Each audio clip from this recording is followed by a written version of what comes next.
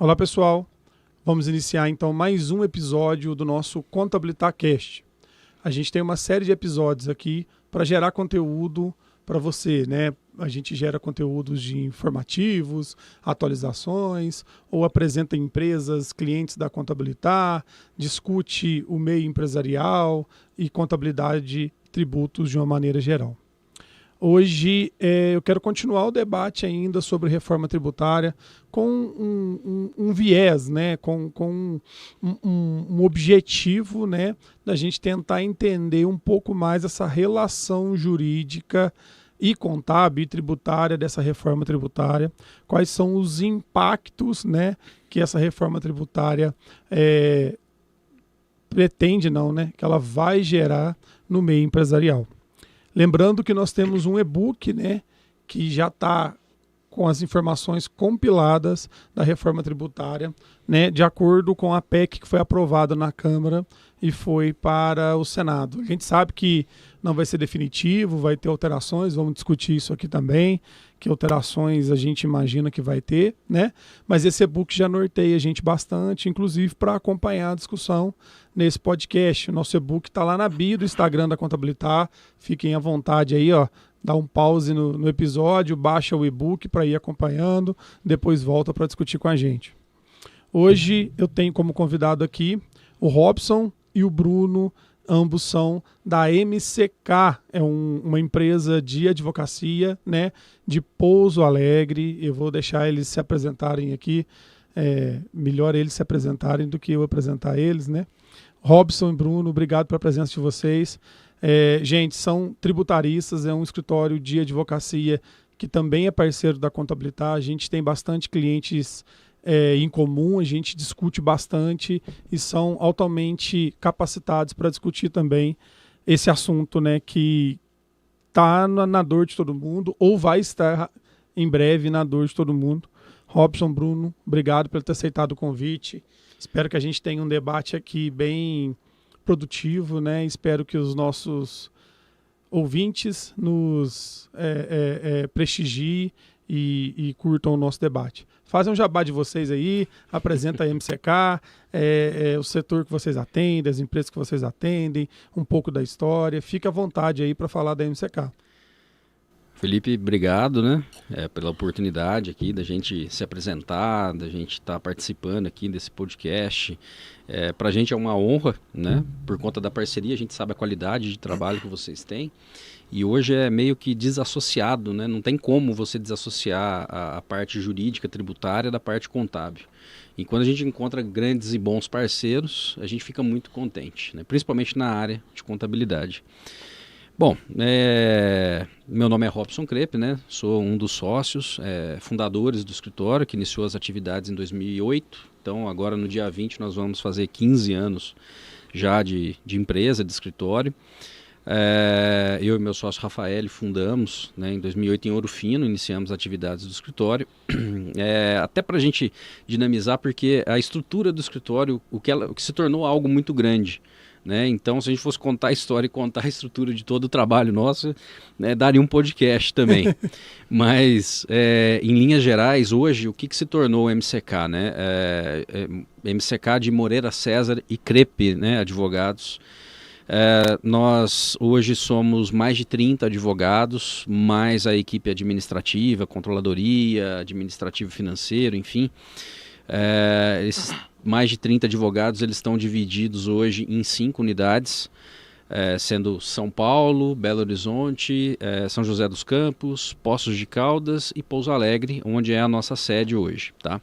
E nós temos uma metodologia diferente, né? A gente buscou inspiração nos escritórios full services das grandes capitais que atuam para grandes empresas, né? Então a gente verifica que uma empresa hoje ela tem várias vertentes que se linkam com áreas jurídicas. Então se você for pegar o RH da empresa, né, ela precisa ter um suporte na área trabalhista.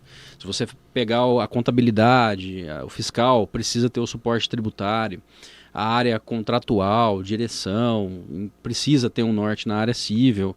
A gente sabe que a empresa ela fatura e às vezes ela tem créditos perdidos, então a gente tem a área de cobrança. Então o direito ele é muito linkado com a área empresarial. Então nós puxamos essa linha dos grandes escritórios de São Paulo e trouxemos para a nossa região, né, do sul de Minas, porque nós identificamos que os maiores escritórios eram os que trabalhavam nessa área e, ao mesmo tempo, nós verificamos que a nossa região, embora ela tenha várias faculdades de direito, várias graduações, muitos profissionais, ainda estava muito enraizado naquela advocacia tradicional, aquela coisa de ter um especialista, medalhão, né? O escritório, o nome do advogado é o nome do escritório, e a gente começou a perceber que... E isso é interessante, né, cara, porque... parece que eu vi uma vez que a OAB exige que tenha o sobrenome, não pode ter um eficaz escritório de advocacia, né? Não pode ter um Fantasia, contabilidade, né? Pouso Alegre, sei lá, alguma coisa nesse sentido, né? Você precisa ter o sobrenome, é um negócio cabuloso, né, cara? Eu diria que é algo bem arcaico nos dias de hoje, né? Particularmente, eu acredito num certo formalismo que ainda deva existir, né? Uma certa liturgia deve existir, mas a OAB ela está muito arcaica e o problema é que isso é replicado nas faculdades, então não existe uma quebra de paradigma disso. Os profissionais estão vindo com essa carga de que não pode, que tem que ser assim. E na publicidade também tem uma restrição, principalmente, né, nossa, demais. E aí quando você acaba tentando avançar um pouco, você é talhado, mas você não é talhado pelo código de ética da OAB, você é talhado pelo ciúme dos colegas que estão lá fazendo parte da OAB, né? Então você vê advogados que, poxa, eu não tive essa ideia, então eu vou censurar, né? Essa ideia não foi minha, eu vou censurar, eu vou cortar. Então é muito arcaico e assim, né? Até a gente costuma dizer o seguinte, né? O advogado ele tem que ter duas cadeiras, uma para ele e outra para o ego dele, né? E aí quando você pega o advogado, né, ele é uma classe muito desunida. Ele não pode ver o sucesso do outro, que ele dá um jeito de talhar. Nos Estados Unidos, se eu não me engano, é diferente. Tem até aquela série da Netflix, Better Call Saul, lá que não é uma série jurídica, mas conta a história de um advogado e o cara tem propaganda na TV, o cara tem outdoor. Você olha, você acha estranho, por quê? Porque a gente não está acostumado com isso, né? Vocês estão restritos em algumas coisas. O que eu acredito que a OAB, né, deveria estar numa forma até de vanguarda fiscalizando, é o cara que põe propaganda no ônibus, é o cara que põe propaganda no cardápio da pastelaria, é o cara que oferece, quer divorciar, não está aguentando mais relacionamento, vamos divorciar, vamos litigar, né? Então acho que a OAB e o seu estatuto deveriam estar preocupados em combater os excessos. Entendi. Mas eu acho que dentro de uma questão de você divulgar o seu trabalho, a gente costuma dizer muito, né? O advogado, né, quando ele está muito ali artesanal no tete-a-tete, ele tem um cartão de visita que ele entrega, né? Então eu acho que dizer o que você está fazendo, como você faz, a forma que você faz e como você pode ajudar o seu cliente é muito permitido. E eu diria mais, porque eu não posso pegar as pessoas. Isso é uma cultura no Brasil, né? Pessoa em advogado, pensou em litígio. E a MCK, por exemplo, nós trabalhamos muito lá atrás. A gente trabalha na prevenção, trabalha na assessoria, trabalha na consultoria. Então a gente está trazendo benefícios para a empresa não entrar no litígio. Então eu não estou instigando ela a entrar na justiça, a exercer a justiça, confia em mim porque eu sou o melhor advogado. Não é isso. Mas olha, eu tenho um produto aqui que eu acho que pode te interessar e que vai ajudar muito a sua empresa. Uhum. E foi o que nós desenvolvemos, né? Quando nós chegamos lá em Pouso Alegre, que a gente verificou, né, que esses grandes escritórios, o dono do escritório morria, o escritório morria junto com ele. Né? A gente tem grandes nomes da advocacia em Pouso Alegre, da área criminal, tributarista. Eles morreram, o escritório talvez com os herdeiros, né, conseguiram levar adiante o sobrenome que levava a bandeira do escritório. Então, de novo eu puxo o AB, né? Porque se o herdeiro não for advogado, ele nem pode herdar. Nem pode herdar, porque né? não pode ser sócio de escritório alguém que não é advogado. E a gente pensou muito que ao mesmo tempo que a gente estava rompendo, quebrando paradigmas, a gente estava construindo um legado. E virou a nossa bandeira esse legado. Então a gente viu em Pouso Alegre uma oportunidade muito grande de desenvolver um projeto novo. Porque é uma cidade grande, com uma população grande, propriamente dita industrial, né, com muitas indústrias, empresas, setor comercial, prestação de serviços, e perto de outras cidades, né, que também tem esse mesmo viés, como Varginha, Poços de Caldas, Alfenas, enfim. e desabastecido desse tipo de assessoria. Então nós criamos algo na mesma linha, né, guardadas as devidas proporções, e quando a gente montou essa advocacia full service, o escritório cresceu muito, né, vertiginosamente, muito rápido. A gente fala hoje em escritórios que tem grande nome, grande repercussão, mas tem 90 anos, 80 anos, 70 anos, e a gente com 15 anos do tamanho que está, isso realmente é um feito. Então a gente montou o negócio certo, no lugar certo, na hora certa. E hoje, principalmente, o que nós fazemos lá, né? A gente tem 4 departamentos. Esses 4 departamentos, eles trabalham em 3 frentes, né? O primeiro deles, que é a administração de todos os processos da empresa. A segunda vertente, que é a consultoria, que é a participação do dia a dia, da rotina da empresa, né? Emitindo pareceres, sanando dúvidas, criando documentos, revisando documentos, enfim, as decisões estratégicas da empresa também.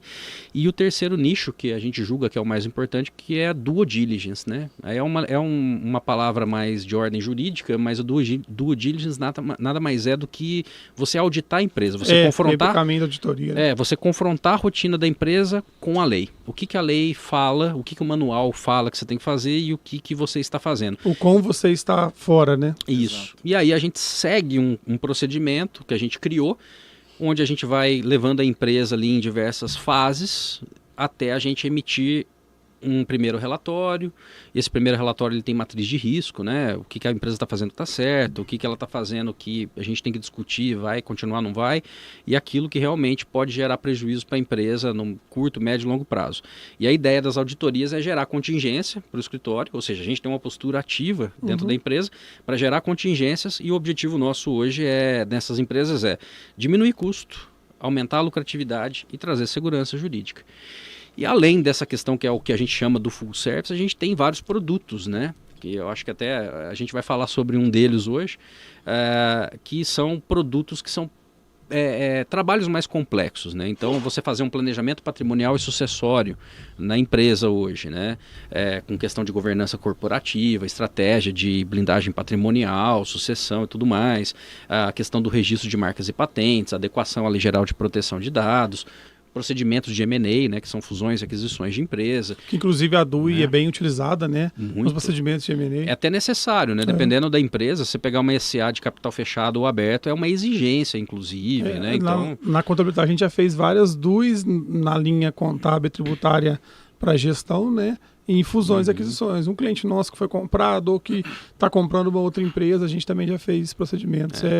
É muito utilizado e traz segurança para a operação, né? Com certeza. E o mais interessante que a gente percebeu muito, que vocês lá utilizam bastante também na Contabilitar, e que é uma linha, né, nossa, é a questão da tecnologia.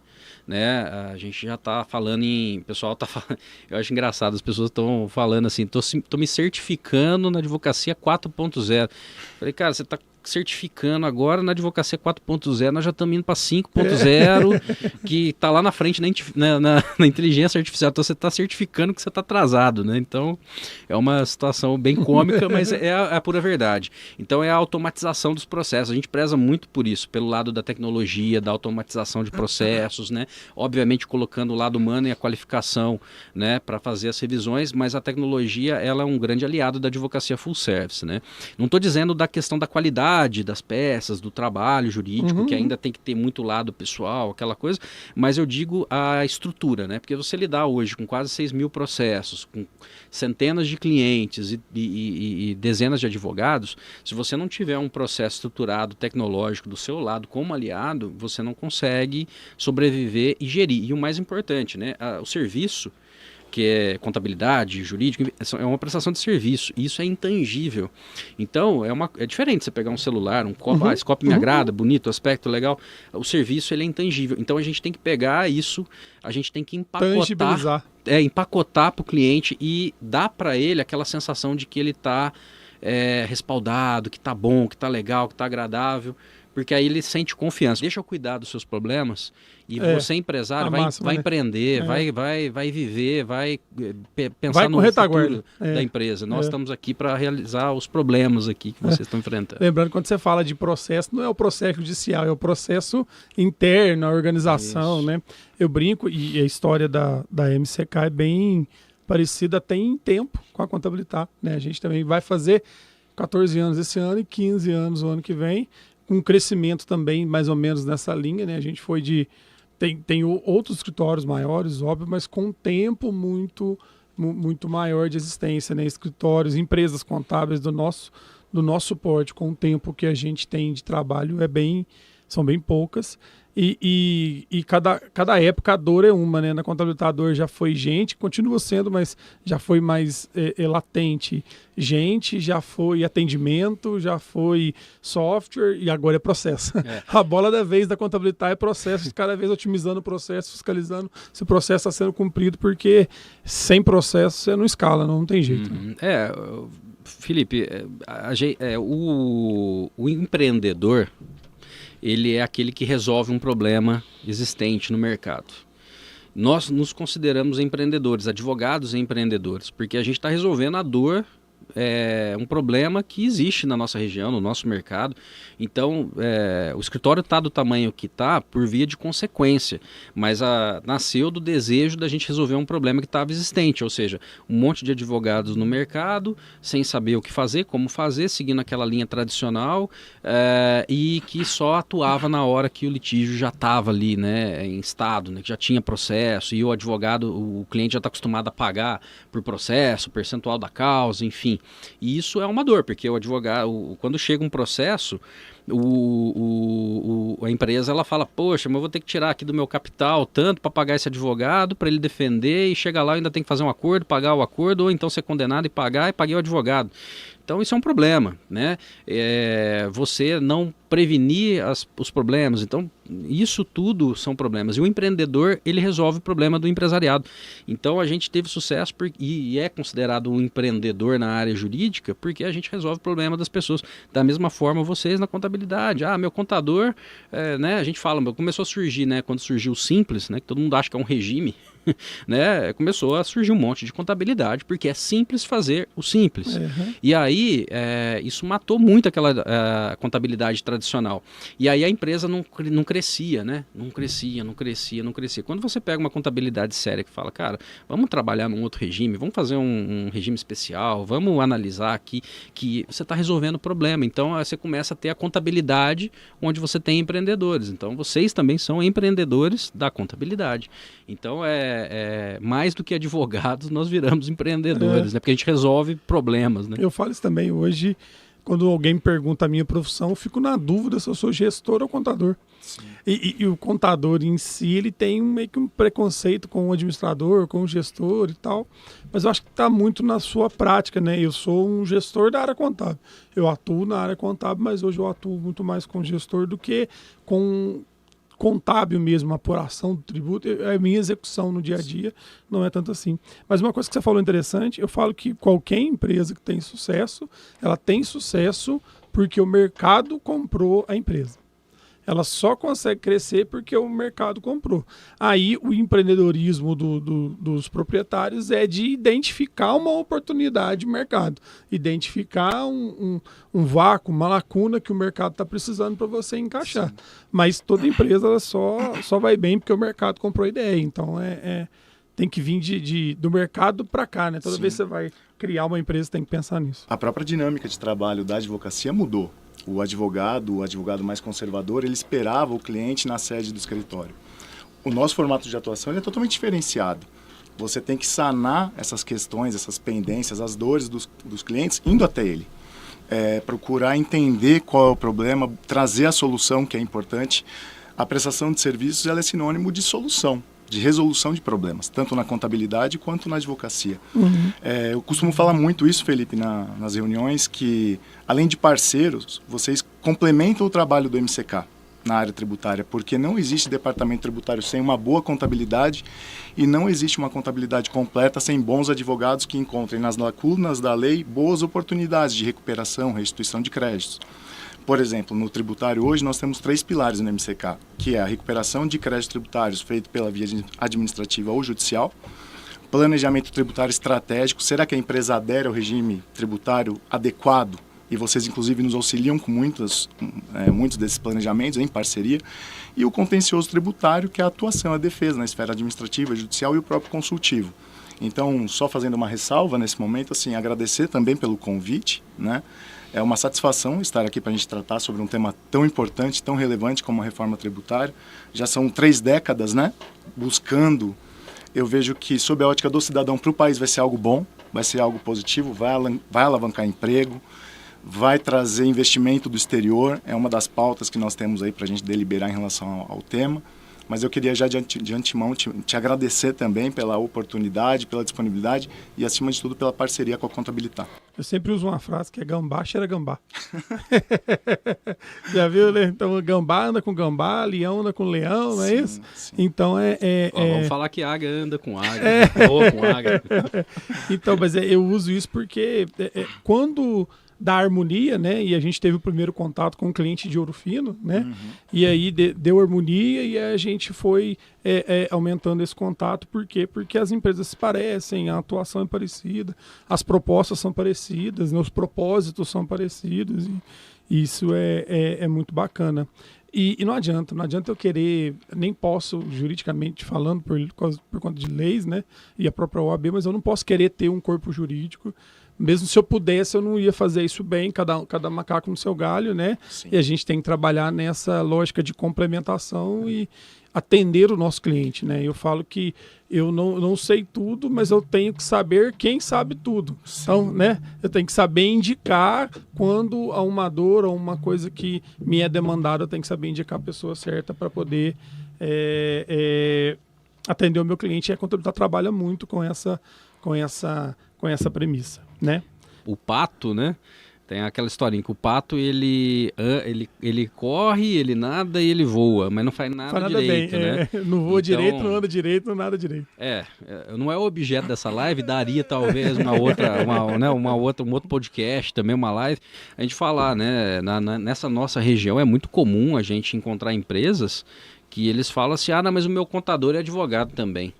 Aí, não, mas a minha contabilidade está fazendo a holding. Aí, caramba, né? Não, pera lá, mas que jeito isso? Não, mas ele é advogado, né? Mas ele é especializado na área tributária, mas pera lá, mas ele faz contabilidade. E aí a gente sabe que aonde que tem a maior eficiência das empresas, onde existe uma divisão. É a mesma coisa de você falar que tem uma pessoa dentro da tua empresa que é o RH, é o financeiro, é o... Não, cara, você tem que outsourcing. Vocês se dividem, né? Vocês têm lá o setor tributário, o setor trabalhista, porque ninguém consegue fazer tudo. A gente também se divide em técnica e operacionalmente, sim, né? Porque não tem jeito. E, assim, eu tenho pouco histórico, vamos pensar assim, né? Em encontrar, né, advogados tributaristas. Eu até brinco, advogados tributaristas que realmente têm bagagem, experiência, know-how, que dá para você trocar ideia, que dá para você entender, né? E isso, pelo menos na nossa região, é muito difícil, né? Tem poucos aonde a gente consegue trafegar, vamos dizer assim. Existe, né? uma explicação lógica para isso, viu, Felipe? Tem sim. Em Pouso Alegre, por exemplo, a gente tem um grande tributarista que é professor na Faculdade de Direito Sul de Minas lá, e sempre muito aclamado, mas ele já está, vamos dizer assim, descendo a serra, e ele não tem sucessor, né? Ele montou o escritório dele, é sempre muito bem consultado, uma pessoa conceituada, e o que eu observei enquanto eu estava fazendo faculdade? Eu sempre falo, quando as pessoas falam de carreira jurídica, eu entendo muito de carreira jurídica porque como a gente está lá em cima e dando oportunidades para muitas pessoas, a gente sabe o que está doendo, o que o mercado está precisando e a garra que essa galera precisa ter. E eu falo muito para algumas pessoas, vai para a área tributária aqui no sul de Minas.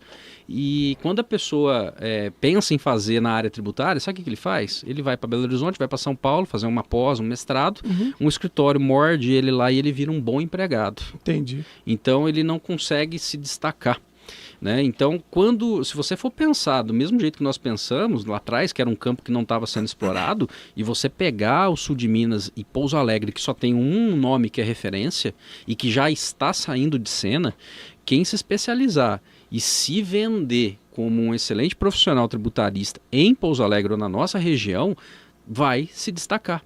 Só que esse cara ele é enrijecido por um salário fixo, com bônus, com isso, e vai para a capital. Então nós temos grandes talentos que estão sendo grandes empregados de grandes escritórios na capitais. A gente tem assistido. E às vezes até de perfil, né, cara? Às vezes o cara gosta do tributário, estudou muito, mas ele não tem perfil de empreender, né? Então isso acontece. E aí os grandes centros costumam puxar isso.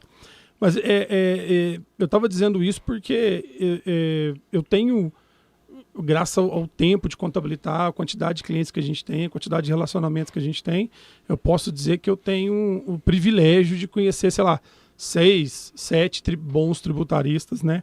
E, inclusive, pessoal, tem um episódio do último podcast que a gente fez aqui com a Shirley da Chalfun Advogados também, que é uma dessas boas tributaristas que a gente tem contato, que também discute o tema, depois vocês apreciam lá.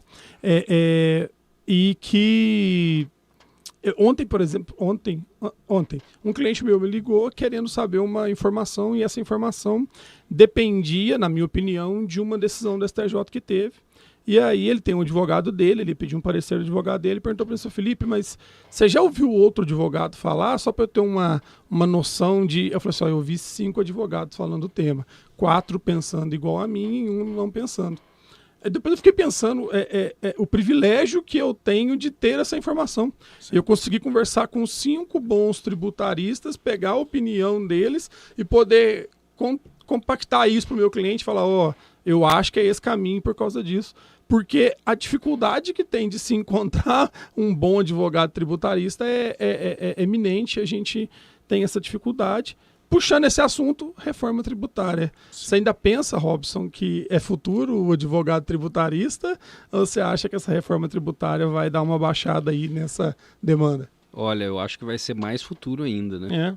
Porque o número de inconsistências, litígios e dúvidas que vão surgir vai criar um paradigma enorme, né? O Bruno vai falar bem melhor, né? Mais a propriedade, que ele é o coordenador do departamento, entende pra caramba dessa área, mas a gente já como na área assim, na estratégica do escritório, a gente já tá assim que nem tubarão de boca aberta esperando as coisas acontecerem, porque a gente estava até falando um pouco tempo atrás, né? Que na época da URV, quando foi mudar para real, surgiram várias questões nesse período de transição, né, que geraram... Eu lembro quando PiscoFins também virou não cumulativo, surgiu algumas brechas, né? Exato. E o meu posicionamento particular, por tudo que eu tenho estudado, é que nós estamos diante de uma alteração política, que tem mais inclinação política do que realmente o desejo de consertar uma situação que nós vivenciamos hoje.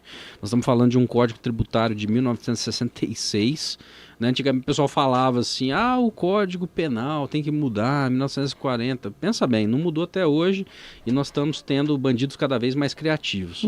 E impunidade. E a situação que nós estamos vivenciando agora é a questão de termos um código também que está arcaico, que dá as instruções básicas para nós, mas que está se fazendo uma mudança num tempo muito rápido, sem ter as devidas análises, as devidas opiniões. O Código de Processo Civil, por exemplo, que norteia todo o processo hoje, seja tributário, enfim, né, toda a parte ali com exclusão do penal, que existe um processo penal próprio. Foi muito bem, pediram a opinião dos juízes, pediram a opinião da classe, pediram a opinião dos advogados, então foi algo muito bem estudado, muito bem deliberado, foi muito bem organizado e foi muito pouco questionado, né, quando ele entrou em vigor em 2015. E hoje nós já estamos deliberando antes do negócio entrar em vigor.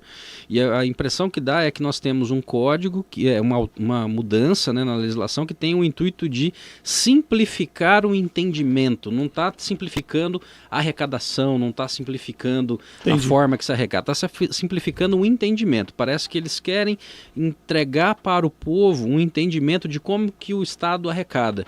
Por exemplo, não se fala em alíquota.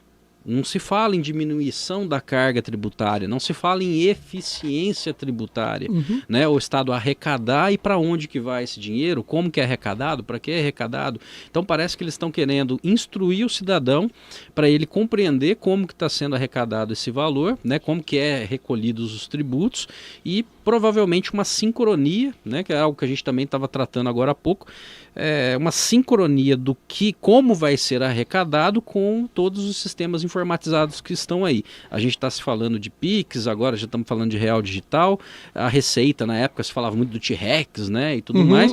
E aí, com certeza, o Banco Central, a Receita, eles estão muito bem informatizados e estão se preparando cada vez mais, mas eles precisam adequar o sistema tributário para aquilo que está ali. Então é aquilo que o cidadão comum não enxerga, é o que está sendo feito nos bastidores. A facilidade vai ser o Estado saber quem está sonegando, como que está arrecadando, como que ele vai cobrar e facilitar o que vai ser cobrado. Mas o que vai gerar de inconsistência, de entendimentos que vão abrir brechas para judicializações, isso não tenha dúvidas, vai ser algo enorme para que os tributaristas explorem, porque o que vai chover de teses e de ações tributárias ao longo desse período de transição é algo, diria eu, colossal e inimaginável. Tá? E a gente está na contabilidade, tá na mesma vibe, porque a gente está iniciando um trabalho de remodulação do nosso planejamento estratégico ou montagem de um novo planejamento estratégico. E na minha cabeça, a gente ainda vai iniciar esse trabalho, mas na minha cabeça, a médio prazo vai ter um momento de demanda, né? Tem várias coisas sem explicar ainda na reforma tributária que vai trazer problemas nesse período. E talvez depois uma simplificação. Cada hora eu fico mais ou menos crente nessa simplificação e nessa desburocratização. Cada hora eu penso para um lado do muro e nós temos que ver porque a dificuldade tributária nossa hoje não está na Constituição, na minha opinião. E o que está se discutindo é uma PEC, que é uma alteração da Constituição. Enquanto a gente não saber como vai ser alterada, qual vai ser a lógica e o espírito, né? O pensamento do fisco e do Congresso na hora da regulamentação dessa PEC, a gente não tem como ter essa certeza de que realmente vai ser essa simplificação, né, Bruno? Sim. Na condição ali de coordenador do Departamento Tributário, como o Dr. Robson já bem frisou, a gente já tem inclusive traçado planos de ação, tendo em vista todo o cenário aí de transição. O sistema tributário nacional atual ele já é complexo, você imagina diante de um cenário de transição com dois regimes ali distintos sendo tratados de forma simultânea, sob a ótica do contribuinte, que nós representamos, e o fisco. Então, acho que há ainda muita interrogação em relação a alguns pontos, porém há algumas possibilidades que a gente já consegue nortear e mapear. Por exemplo, as próprias teses fiscais e previdenciárias. Eu entendo que, nesse primeiro momento, sem que haja ali uma desidratação no Senado Federal, considerando o texto atual da PEC 45, nós temos um período de transição em relação a PIS e COFINS, as contribuições sociais, até 2026 no mesmo perfil, no mesmo formato. E um ano só de transição dos federais, eu achei muito pouco. Sim, muito curto. E o próprio ICMS sendo mantido também no mesmo formato até 2032. Iniciando em 29 e terminando em 32. Aí você está falando, não, a transição é de 8 anos. Não é de 8 anos. Exato. A transição do IBS é de 29 a 32. Né? Não dá para você falar que é 4 anos. Né? O tempo para você estudar, beleza, já está aprovado agora, você já consegue entender. Mas eu acho que essa transição, uma opinião muito particular, de 8 anos só é muito pouco. E para diversos sentidos. Né? Exemplo, saldo credor de ICMS, onde que eu vou aproveitar, ST do ICMS do estoque, como é que eu vou ressarcir disso? O fisco, como que o fisco vai se readaptar, como é que ele vai readaptar a arrecadação, como é que ele vai readaptar o impacto da não existência mais de benefícios fiscais. Então, tudo isso eu acho que precisava de mais tempo de adaptação. Sim, inclusive, havendo a aprovação dessa PEC no âmbito do Senado, nós temos aí praticamente 40 pontos passíveis ainda de regulamentação através de lei complementar. Olha pra você ver. Então, nós temos ali sim já um panorama traçado, mas eu imagino que até por questões políticas deve haver muita mudança, até por conta dos lobbies que são feitos por uma série de categorias, né, que acabam ali pleiteando alguns benefícios. A gente pode colocar até mesmo a própria OAB. Os advogados hoje que optam pelo regime do Simples Nacional têm uma alíquota de 4,5%. Você pega hoje, considerando o texto atual da PEC, essa alíquota pode chegar a 28%, tendo uma majoração de praticamente 400% acima. E sem crédito, né? Sem crédito, exatamente, porque considerando os principais agentes da cadeia produtiva, serviços, exatamente. Então tem a questão da mão de obra. Então, assim, eu acho muito importante profissionais técnicos qualificados, como é o pessoal da Contabilitar, como os nossos profissionais também no MCK, o pessoal que está antenado para compartilhar esse conteúdo com os empresários é importante. Eu sou de São Paulo, tenho 1 ano e meio atuando à frente do departamento tributário e assim, Felipe, eu vejo que muitas vezes as contabilidades na região sul de Minas, elas são extremamente conservadoras. E o que acontece? O empresariado ele acaba não tendo acesso à informação no sentido de pleitear essas restituições, essas compensações, no caso, para frente. Tudo isso pautado em critérios da legalidade, com transparência e, acima de tudo, nós também vendemos o risco. Porque isso é papel do bom profissional, do profissional qualificado, e é por isso que eu vejo que é uma parceria, uma sintonia muito importante com vocês da Contabilitar. Falta, muitas vezes, para alguns escritórios, ter essa visão macro, no sentido de buscar essa oportunidade em defesa do contribuinte, que é o nosso cliente. Eu falo que, nesse cenário que você colocou agora, eu falo que empreender é risco, sair de casa é risco, sair de carro, sei lá, atropelar uma criança na rua, você abrir empresa, teu funcionário está com caminhão na rua, você tem gente mexendo com maquinário lá dentro, você pega empréstimo no banco, vem pandemia, então, ou seja, empreender é risco, inclusive tributário. Inclusive em muitas reuniões. E a gente tem risco de interpretação, fiscal interpretando a lei diferente do que você está interpretando, e uma série de coisas que eu acho que o nosso papel é tentar, no mínimo, mostrar esse risco ou tentar ações para dirimir esse risco. Mas você falou um negócio do cenário político que eu achei interessante a gente discutir, né? Então, essa PEC, ela foi para a Câmara e aprovou isso de uma forma muito veloz, né, cara? Sim. Eu até discuti com a doutora Shirley no outro podcast, para que existe primeiro e segundo turno? Exato. Sendo que eles fizeram no mesmo dia, não dá tempo de você mudar de opinião, de você repensar, não dá nada. E aprovaram, e aí tem um contexto político aí que só quem está lá para entender melhor, e mandou isso para o Senado. O Senado está falando em novembro, o prazo de votação. O que você entende por prerrogativa do Senado? O que o Senado deveria, ao certo, discutir essa PEC e o que ele verdadeiramente vai discutir? O quão o Senado vai sair da sua posição constitucional para discutir, pelo motivo da Câmara ter discutido isso rápido. Eu vejo isso muito latente. De fato, no âmbito da Câmara, foi um discurso, um debate muito assodado, né? Essa questão dos 3/5 em 2 turnos nas 2 casas do Congresso Nacional, que é uma prerrogativa expressa na Constituição Federal, no âmbito da Câmara ele praticamente não se solidificou. Mas por quê? Envolve uma questão, obviamente, política. O cenário favorece, é um governo novo, esse debate já se arrasta por 3 décadas, né? Por 30 anos, e nunca houve, de acordo com os meios de comunicação, um ambiente tão favorável como o atual. Então você pega, olha a margem de deputados federais que aprovaram isso no âmbito da Câmara Federal. Entendi. Foi expressivo, para surpresa de muitos, inclusive, a minha, inclusive. Hoje no Senado, o que acontece? O Brasil tem 27 unidades federativas representadas por 81 senadores. Hoje o Brasil, no que se refere à reforma tributária, está literalmente nas mãos de 49 senadores para atingir esse quórum. Respondendo objetivamente sua pergunta, Entendi. Eu imagino que essa reforma vai ser aprovada, o país precisa dessa aprovação. Também acredito. Não vejo possibilidade para que ela não prospere. Estou bastante otimista em relação aos termos da proposta. É claro que cada segmento tem as suas especificidades, as suas peculiaridades. Quando você pega os principais agentes da cadeia produtiva, para a indústria, por exemplo, eu tenho identificado no seu próprio material, que inclusive é bastante interessante, no e-book, a indústria do setor alimentício, que a gente vai poder deliberar em relação a isso, ela é beneficiada, ela é prejudicada? O setor de serviços eu vejo que vai ser efetivamente o mais impactado, se mantido o texto atual. Então, assim, eu vejo com bons olhos, tanto na condição de cidadão quanto profissional da área. Necessário, inclusive, para o país. Mas envolve questão política. Não por acaso o relator no âmbito do Senado é o Eduardo Braga, que é do estado de Amazonas, e ali nós temos a Zona Franca de Manaus. Não é por acaso. Pois é. Então, assim, eu vejo com bons olhos, mas cético em relação à questão de beneficiar. Temos a questão dos benefícios fiscais que serão extintos, considerando o texto atual. Isso impacta diretamente alguns setores. A nossa região. E você construiu um cenário interessantíssimo, porque por que nós temos uma quantidade maior de deputados e uma quantidade menor de senadores? Isso institucionalmente é explicável, a Constituição explica isso.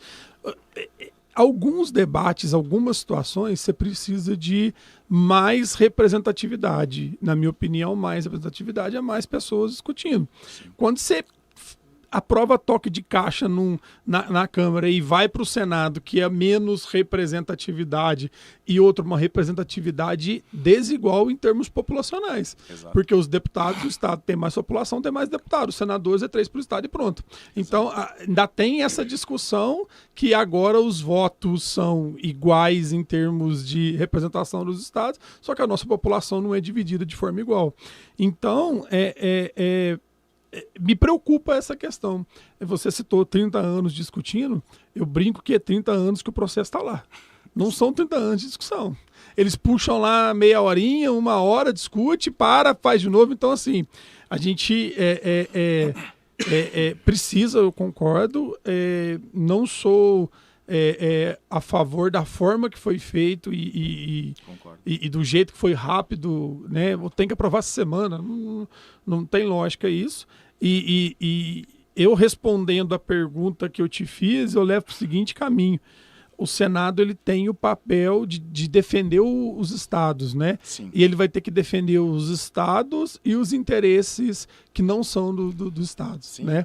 Porque vai ter lobby, igual você citou, vai ter gente querendo alguma coisa, porque é a última esperança, né? O Senado tá lá, ele pode talvez propor uma alteração que talvez não é finalidade dele, mas é a ferramenta e o caminho que a gente tem para tentar mexer nisso. Exato. Você pega a questão do IVA subnacional, que é o IBS, né, que seria a complementação, a unificação do ICMS, estados, e o ISS-QN a nível município. Constituição, nós temos a questão do Pacto Federativo, expressamente previsto na Constituição Federal de 88.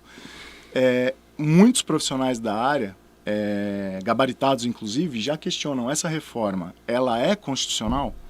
Olha, essa questão do Pacto uma Federativo PEC é constitucional. Então, assim, uma alteração na Constituição é constitucional, as coisas que a gente discute. Então, se nós já temos esse debate hoje, antes da formalização e da promulgação dessa PEC, você imagina quando estiver em vigor, pendente ainda de 40 pontos a serem regulamentados por lei complementar. E a questão das autonomias dos mais de 5.500 municípios que deixam de ter autonomia sobre o ISS-QN para que fique vinculado ao Conselho Federativo. Os 27 estados representados pelas unidades federativas também perdem a autonomia e está claramente ali violado a questão do Pacto Federativo na minha ótica e de muitos profissionais da área. Imagina o que isso vai gerar de conflito, de questionamento e, eventualmente, judicialização. Por isso que, assim, nas redes sociais, eu havia até comentado com o Dr. Robson no caminho, é muito importante, porque nas redes sociais você literalmente encontra de tudo. Pessoas que estão céticas em relação à reforma, pessoas que estão otimistas. Eu vejo que, para nós, profissionais da área, vai ser um mar de oportunidades a serem exploradas. Eu não tenho dúvida nenhuma em relação a isso. E, assim, quem defende que é constitucional fala, não, os estados continuam com a sua arrecadação. Eu sou um pouco da sua opinião, porque autonomia não é autonomia da arrecadação, é autonomia de regras. Legislar né? a respeito. Isso, eu quero legislar a respeito, eu quero ter uma alíquota diferente da outra. A minha realidade é diferente. Nós somos um país continental. A realidade do Amazonas é a realidade de São Paulo. Sim. Parece que você está em outro mundo. Então, assim, são necessidades tributárias diferentes, são realidades diferentes e não dá para você uniformizar isso, né? E eu já falei várias vezes, quem me ouve, eu sou a favor da guerra fiscal. Ela é salutar, ela é necessária para o nosso país. E essa reforma, acabar ela com essa transição de 4 anos só, isso pode ocasionar um prejuízo enorme. Talvez Minas não, mas eu acho que Minas sim, mas tem gente que defende que Minas não, mas pensa no Espírito Santo, Bahia, o Nordeste como um todo. Então, assim, realidades geográficas totalmente diferentes. Totalmente Você diferente. pega essa questão da possibilidade da extinção dos benefícios fiscais. Imagina, Extrema, falando aqui a nível territorial, estado de Minas. O porto de Itajaí, em Santa Catarina. Então, isso muda toda a realidade de uma questão geográfica mesmo ali, de possibilidades, oportunidades, geração de emprego, renda, envolve tudo isso, né? Por isso que o direito tributário está totalmente atrelado à política. Eu acho que nós, como profissionais da área, assim, tem de fato a obrigação de estar antenado em relação a todas essas possibilidades. Mas eu acredito, Felipe, que esse cenário que nós temos hoje não é o que de fato vai ser aplicado. Eu imagino que isso ainda vai ser objeto de muita discussão, porque nós temos esses 3 meses, eu me refiro no âmbito do Senado, e eu imagino que esse projeto ainda seja desidratado, principalmente por conta dos lobbies. Eu espero e acredito de verdade, fica aqui minha comoção, de que os benefícios fiscais não sejam extintos, né? A gente precisa, como Minas Gerais, né, como um estado que é muito alavancado por benefícios fiscais, mas nós temos outros estados que precisam. Eu estava discutindo essa semana com um cliente da Contabilitar e ele deu um norte interessante. Falou, beleza, vai acabar o benefício em Minas. Tem gente que está em Minas, que não tem empresa que está em Minas, que ainda não está enraizada em Minas. Está em operador logístico, ou não tem muito lugar locado, fez poucos investimentos. Esse cara não está enraizado aqui. Ele vai embora, beleza. Ele vai embora para onde? Ele vai para São Paulo. São Paulo está lotado, é caro, não tem como, beleza, não tem espaço. Achou um espacinho, foi. Aí você tem a galera do Espírito Santo, que vai para onde? Vai para São Paulo, está lotado. Sim.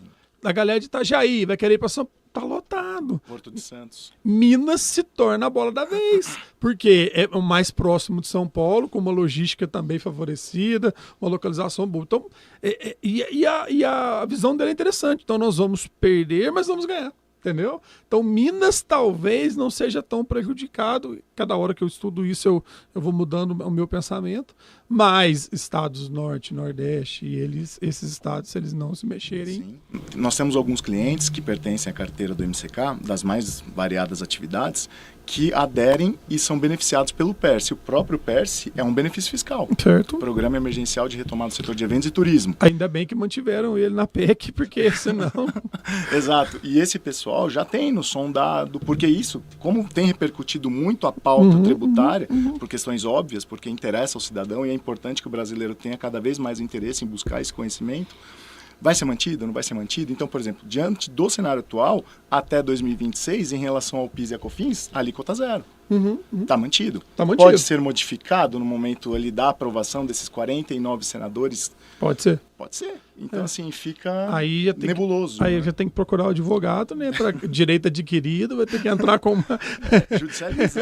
Judicializar, porque se eu tenho a lei hoje dizendo que até 2027 tem que ser mantido. Impetra mandado de segurança. Certo. Esse cunho político ainda tem que intervir, a gente ainda tem que... Quem tem QI tem que usar agora, né?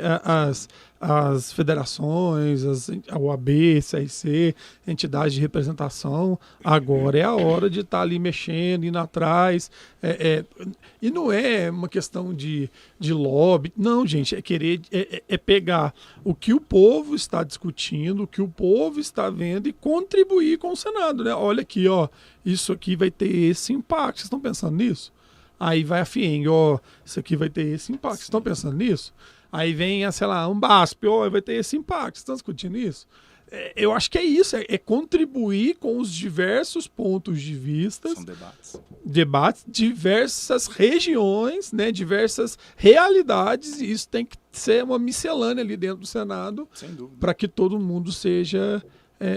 ouvido, né? Considerando o texto constitucional, até para mim também não me alongar muito, tem as outras pautas para a gente também deliberar em relação ao tema, mas você pega essa questão da violação do Pacto Federativo. Hoje, quem são os legitimados pelo texto constitucional a discutir uma eventual inconstitucionalidade? Confederações, entidades de classe, associações. Você imagina uma Confederação Nacional da Indústria. eu não tenho dúvida que vai ser objeto de muita discussão. Se vai prosperar ou não nos compete, até porque a advocacia é atividade meio, não é atividade fim, não se pode assegurar resultado, mas eu imagino que assim, tem boas possibilidades de eventualmente pleitear uma inconstitucionalidade, diante do que vai vir, diante da aprovação dessa PEC 45 aí de 2019. Brasil, né? Olha, eu assim, né, a gente às vezes tem que quebrar um paradigma, né? A gente tem que romper a zona de conforto. E eu acredito que a reforma tributária, ela está sendo feita, obviamente, por questões muito mais políticas do que motivacionais de querer ajudar o país. Concordo.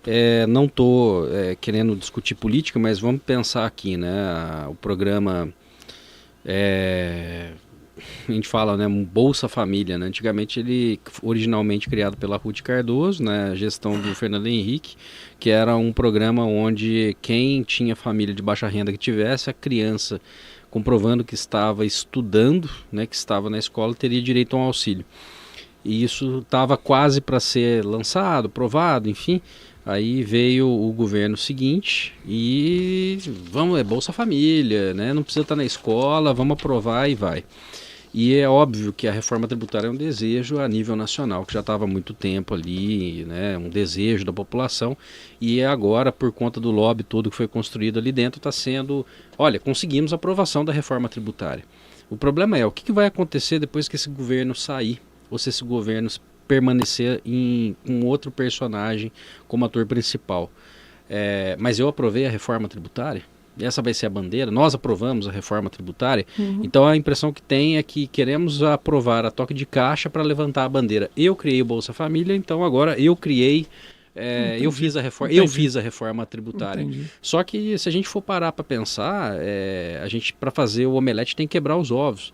E eu penso em algo assim, algo da minha cabeça, né? Vamos imaginar como a gente está num país que ele é uma república federativa, onde nós temos estados autônomos. Será que isso não seria mais interessante se a gente, de repente, tem um cidadão aqui, ele paga os impostos para o seu município, o estado cobra do município e a federação cobra do estado? Agora não, eu tenho que pagar imposto para o município, eu pago imposto para o estado e pago imposto para o país, né? Então, e aqui institui imposto do jeito que quiser, aqui com a limitação da federação e aqui os impostos municipais. Sabe, simplificar e baratear e ser mais eficiente, será que não... Tô conjecturando aqui uma possibilidade, né? Lógico, isso aí às vezes, nossa, tá falando utopia. É uma utopia, mas, sabe, pensar de formas diferentes. Não, o que a gente está fazendo é tentar remendar. Eu, ao longo da minha vida jurídica, eu sempre assisti todas as reformas que eu vi até hoje, não passaram de remendos. Eu ia falar isso agora. O meu medo, essa reforma queimou minha língua, porque todo mundo que me perguntava, vai ter reforma? Eu falei, gente, não tem jeito de ter reforma. Reforma tributária é reforma constitucional. Com essa Constituição não dá para ter reforma. E agora estamos tendo reforma, né? Mas qual que é o meu medo? Essa reforma ser um remendo. Por quê? Para mim, a dificuldade tributária no Brasil, ela se dá por algumas situações. Primeira situação, que é uma característica muito nossa, o tributo sobre o consumo é plurifásico. A indústria paga, o distribuidor paga, o varejo paga, até chegar ao consumidor final. E a gente não tem estados independentes. Eu brinco que acho que só São Paulo, o Rio Grande do Sul tenta, mas só São Paulo consegue ser independente no Brasil. O resto depende dos outros estados. Minas vende para Rio, que compra do Espírito Santo, que vende para Minas, que vende para São Paulo. Então, ou seja, nós temos tributos plurifásicos e transações interestaduais.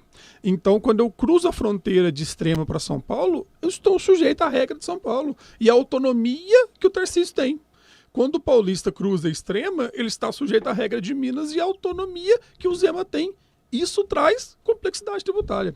E isso, um país vendendo para o outro, né? Isso não foi mudado. Isso não foi corrigido. Em meios a um tributo plurifásico, ferrou, né? Então eu tenho o ICMS, que é um tributo estadual, que é plurifásico. Então eu pago ICMS em São Paulo e vendo para Minas. Então eu tenho ICMS de São Paulo, mas o destinatário em Minas. Minas ficou sem ICM, trouxe complexidade tributária. Aí vem de FAO e etc, e etc. Então, não se esqueçamos que nós temos, sei lá, você falou do CTN de 68, se eu não me engano, 76? 66. Então, ou seja, nós temos aí quase 60 anos de evolução tributária, eu vou chamar de evolução tributária, porque tudo isso já se discutiu DIFAL, já se discutiu compra pela internet, já discutiu e-commerce, já se discutiu ISS, se é pago na origem, se é pago no destino, já fez lei complementar de ISS em 2003 para ter a lista de serviços. Então, ou seja, nós temos discussões tributárias de evolução mesmo, sim, e não se faz assim do jeito que está hoje porque o governo é mau, o legislador não, se fez assim porque a gente foi se adaptando, exatamente, camaleão mesmo, às necessidades que nós temos. Então, enquanto a gente não mudar essas duas lógicas, na minha opinião, né, ter independência entre os estados e municípios, né? E ter o tributo monofásico e não plurifásico, a gente vai continuar vivendo essa loucura. E é um negócio social e não fiscal. Entenderam a diferença? Sim. Então, quando eu fico pensando por esse prisma, por essa ótica, eu falo, é difícil você ter uma simplificação tributária. Não é porque o governo não quer, não é porque o Congresso não quer, não, é porque a situação nossa não nos permite, a lógica nossa não nos permite. Entendeu? Ah, não, vou fazer uma reforma constitucional, eu vou mudar a lógica, eu vou tirar a despesa das costas do Estado, eu vou fazer um país mais liberal, sei lá. Aí a gente já começa a rediscutir e resolver isso. Ah, não, Felipe, vamos resolver, vamos virar monofásico. Beleza, monofásico, todos os países que têm monofásico sobre o consumo é aonde? No varejo, no consumo. Então a indústria não paga nenhum tributo sobre o consumo, o distribuidor não paga nenhum tributo sobre o consumo, o varejo paga. Seria o ideal nosso? Seria. Você paga no estado onde foi consumido. Pronto, está sujeito àquela regra. O nosso consumidor, ele está aí com educação fiscal? Ele pede nota fiscal? O quão isso vai ser prejudicial para a arrecadação? A maioria das nossas empresas de varejo são simples nacional. Aí é um outro remendo. Você tem uma forma de tributação que a Constituição obriga para favorecer micro e pequena empresa, que é uma lógica totalmente diferente e que vai continuar aí. Então, ou seja, aí a gente vai discutindo. Pode ser que a gente chegue à conclusão, putz, do jeito que tá, é o jeito melhor para se fazer o que a gente precisa fazer. Entendeu? Então, assim,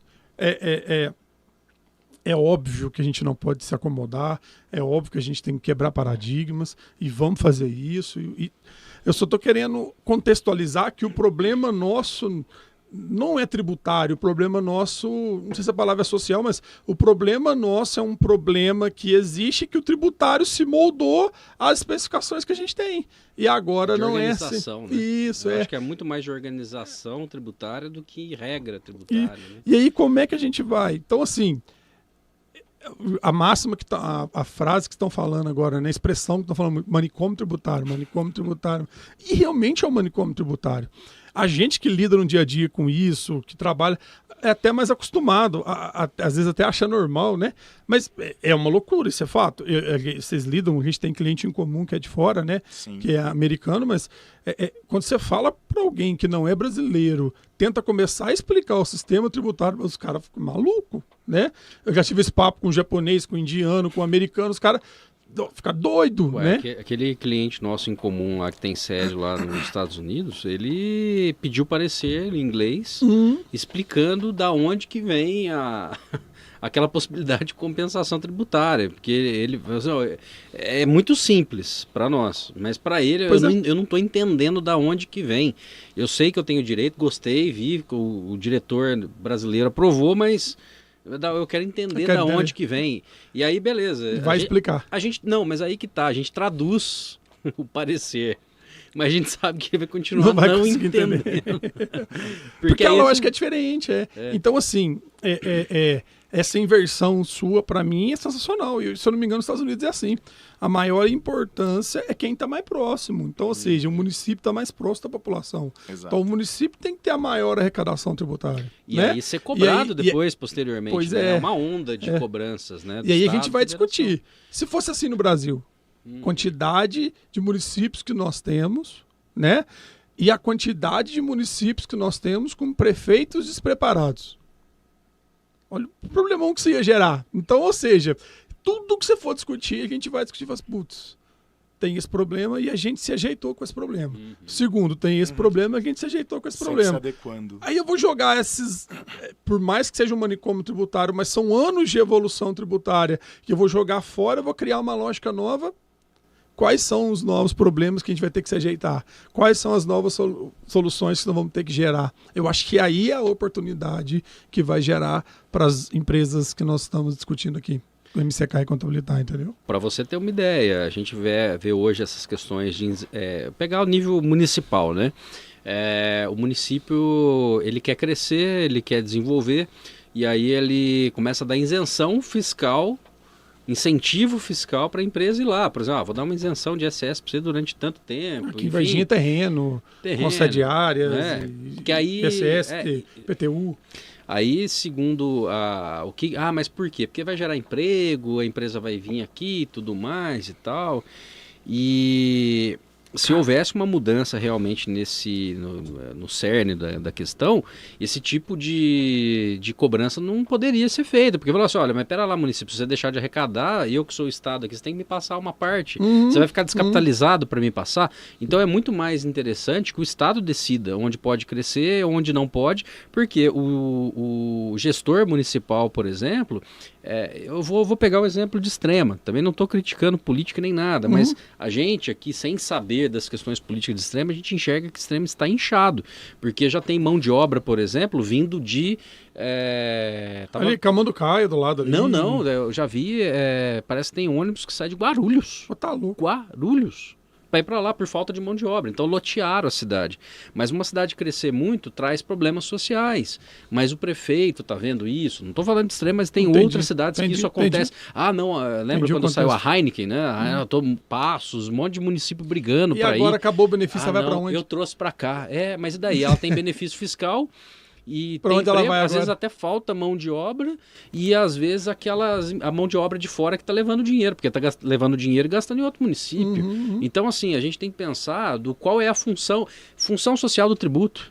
Qual é a função do tributo? Eu acho que o brasileiro tem que entender qual é a razão dele estar pagando o tributo. Não é assim, eu vou pagar o IPVA, eu vou ter uma estrada melhor.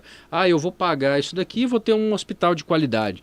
Ele pensa nisso, mas não é. Qual é a função social do tributo? Como que o Estado ganha? Como que o Estado gere? E é muito complexo. E, infelizmente, cada vez o brasileiro está ficando menos escolarizado, menos crítico e mais massificado e não consegue discutir sobre essas coisas. E fica na mão dos poderosos, de uma parcela muito pequena da sociedade que não tem condição de realmente ter força e implementar as mudanças que precisariam ter. Né? Tinha que ter no ensino médio uma disciplina de educação fiscal, né?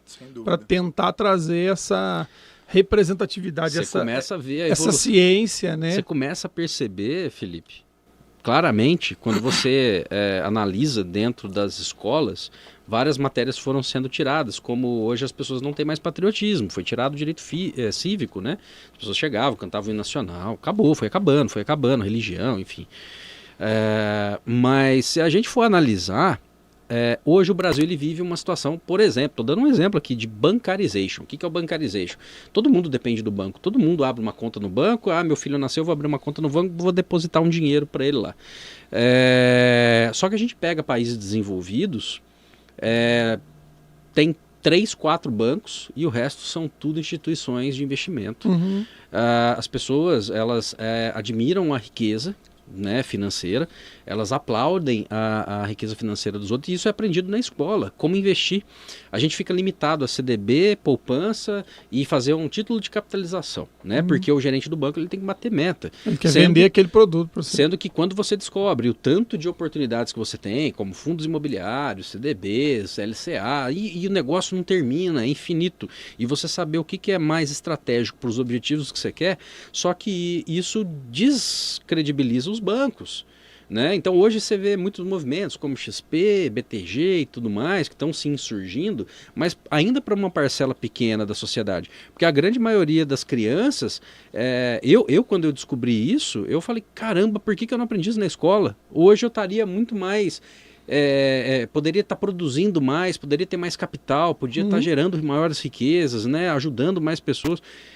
Mas não, eu fui descobrir isso tarde, quando eu resolvi quebrar o paradigma, né? Agora, se isso fosse ensinado na escola, o pensamento crítico... Mas estamos falando dessa questão financeira, né? Onde todo mundo depende de banco. Mas você imagina, é o que você falou, descobrir como é que funciona o tributo, como que funcionam as leis, por que eu tenho que pedir a nota, por que eu tenho que pagar tributo, a consciência.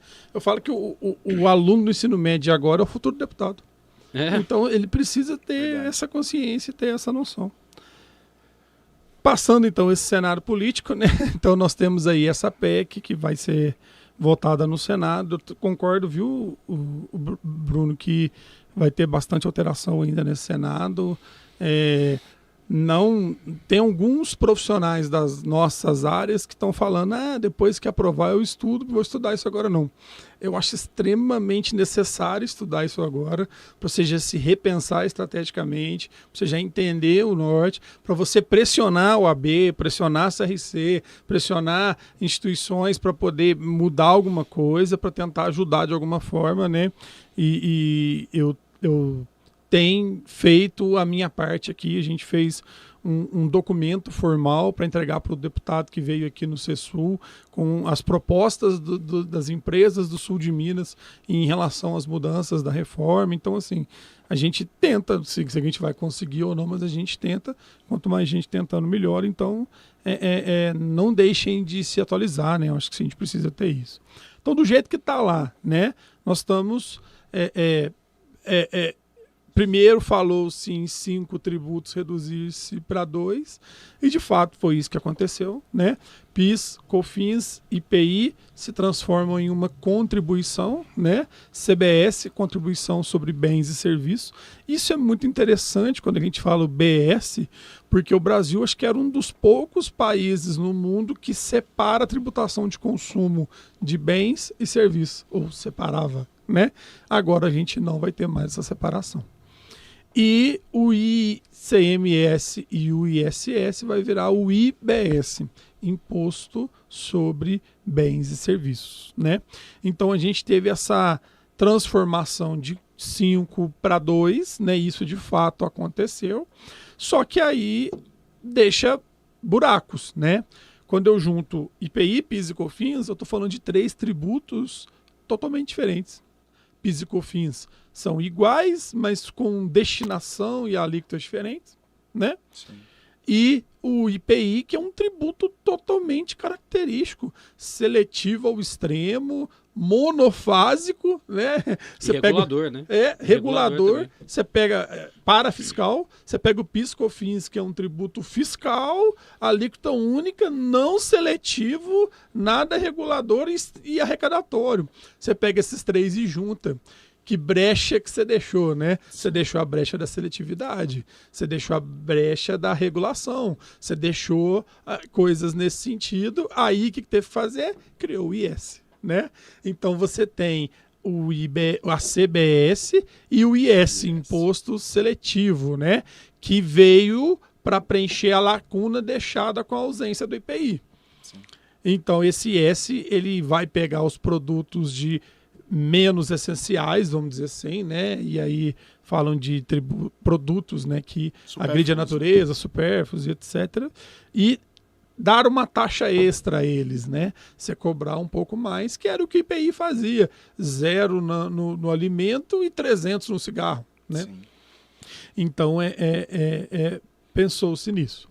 E a nível estadual, o ISS e o ICMS, que tinha entes arrecadatórios diferentes, mas também tributos diferentes. O ICMS sempre não cumulativo, o ISS cumulativo, né? O ISS só sobre serviços, o ICMS só sobre bens e 2 tipos de serviço, comunicação e transporte.